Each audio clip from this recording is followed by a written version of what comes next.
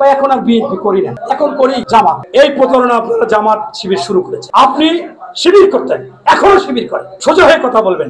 আমি অন্যায়কে সহ্য করতে পারি না। আমি শেখ হাসিনাকে কথা বলে 3 বার আয়না। এই আমির হামজা বারবার কত মিথ্যাচার করে, কোরআনের কথা বলে, ইসলামের কথা বলে আপনি তো ভুল করতে পারেন না। 91 সালে ম্যাডাম খালেদা জিয়া বলল নৌকা ঠেকাও। আমাদের এখানে সাব সেক্টর কমান্ডার বীর মুক্তিযোদ্ধা শামসুল আলম তালুকদারকে বসাই দিয়া নির্বাহী কমিটির মেম্বার দিয়ে জামাতকে আমরা নির্বাচিত করলাম।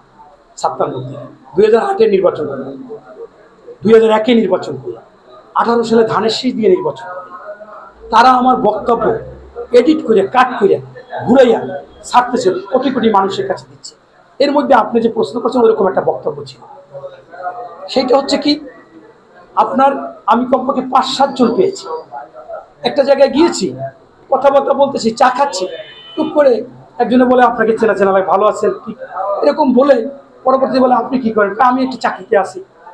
আমি তো দলদারি করেন? কোনো কয় দলদারি করতাম আগে, সেটা হচ্ছে বিএনপি করতাম। ভালো, বিএনপি করতে।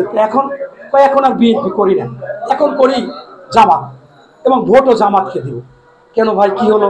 এতদিন বিএনপি করলেন, কষ্ট করলেন। আমি নিজে জিজ্ঞাসা করলাম একজনকে যে আপনি ভাই কেন এতদিন কষ্ট করছেন, আন্দোলন সংগ্রাম করছেন বিএনপির জন্য? এখন বিএনপিতে একমাত্র জিয়াউর রহমান ভালো লোক ছিল, আর কোনো ভালো লোক নেই। ওনার আদর্শকে বিশ্বাস করে এই বিএনপি করত।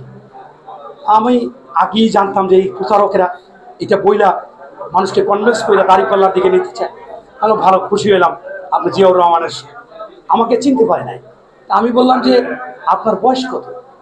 বললো যে আমার বয়স 33 বছর। আমি বললাম জিয়াউর রহমানকে আপনি দেখেন, আপনার জন্ম হয়েছে 92-93 সালে। বলে জি জি।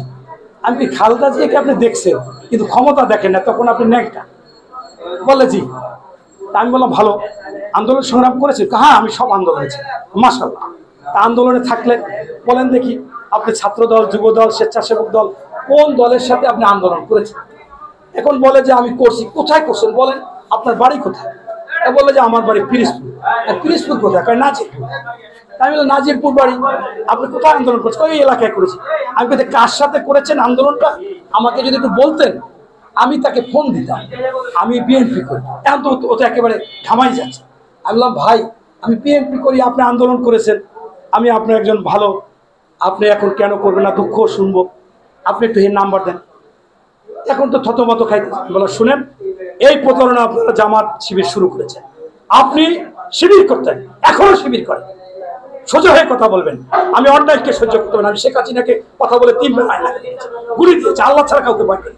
আপনাকে আমি এখন একেবারে ন্যাংটা করে ফেলবো, ধরে পুলিশে দিব। কেন আপনি মিথ্যা কথা বলছেন?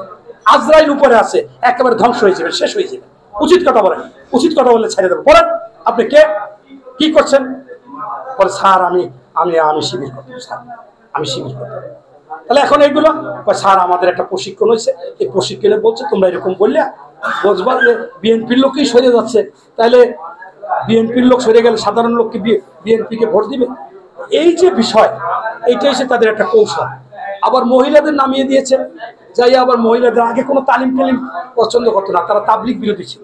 এখন মহিলাদের দিয়ে বলে যে অমুক জায়গা থেকে এক মহিলা আসছে চট্টগ্রাম থেকে, খুলনায় যাই বলবে চট্টগ্রাম, চট্টগ্রামে যাই বলবে আসছে রাজশাহী থেকে, রাজশাহী বলবে যে রংপুর থেকে আসছে, যে আপনাদের সাথে যাই উঠান বৈঠকে 100-150 মহিলা নিয়ে এই তালিম করে এখন সেই তালিম করাইয়া শেষ পর্যন্ত ও জান্নাতের টিকিট ধরাই দেয়। বলে যে এই দাঁড়িপাল্লায় ভোট দিলেই জান্নাতে যেতে পারে। আমার কাছে অনেক ভিডিও আছে, ওরা কয় এগুলো বলে না, সম্পূর্ণ এগুলো বলে। আপনারা বলতে পারবেন বা এই ভিডিও দেখার পর অনেকে বলবেন আপনিও তো মুসলমান। আমি বারবার বলি বিএনপি মধ্যমপন্থী দল। আমাদের শেষ নবী রাসূল হযরত মুহাম্মদ সাল্লাল্লাহু আলাইহি ওয়াসাল্লাম বিদায় হজ্জে বলেছে যে আপনারা ধর্ম নিয়ে বাড়াবাড়ি করবেন। আমরা বিএনপি বিশ্বাস করি সকল ধর্ম যার যার কাজ করবে।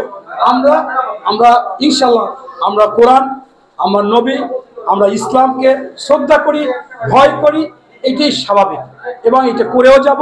বিএনপি সেটা বিশ্বাসী। 2-1 লোক পূজায় গেলে হয়তো বা ভুল বললো। আমি বারবার বলি যে কোরআনের কথা বলে, ইসলামের কথা বলে আপনি তো ভুল করতে পারেন না সাধারণত। এই আমির হামজা বারবার কত মিথ্যাচার করলো যে মহসিন হলে আজান দেয় না, এই যে দেখেছে আবার সলিমুল্লাহ হলে আজান দেয় না, এরপর বললো জাহাঙ্গীরনগরে সে জীবনে ভর্তি হয় না, সব জায়গায় সব চলে মিথ্যা কথা। এরকম অহরহ মিথ্যাচার করতেছে। তাই এই দলের সকলেই এরকম প্রতারণামূলক কথা বলতেছে, মানুষকে কনভিন্স করার চেষ্টা